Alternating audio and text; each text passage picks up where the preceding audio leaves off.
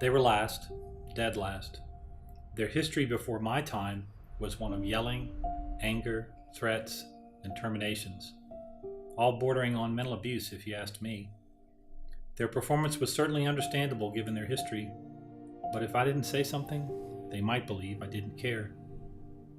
So, I gathered the group together. We were humble and honest about the situation.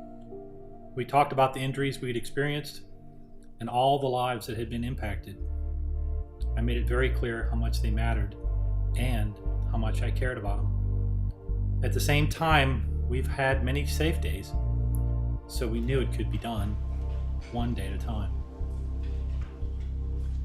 I asked them for their candor and promised that nothing would leave the room. It took a lot for them to open up to me, but they trusted me. We discussed the barriers to being safe and a management commitment to resolve all issues quickly. I had commitment from senior leadership that we would make good on all issues and concerns promptly and visibly.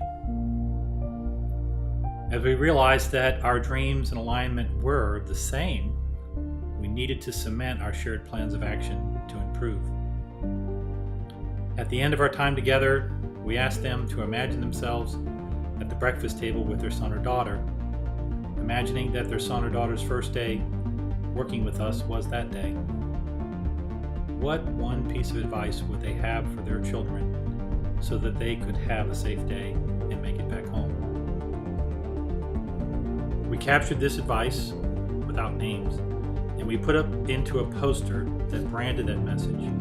Take your own advice. We also asked for a written commitment from everyone.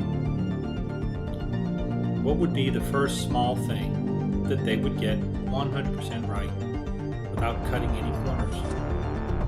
We made a poster of these resolutions and posted it for everyone to see. This reinforced the message constantly. What was the result? Well, they went 2 years without a single injury.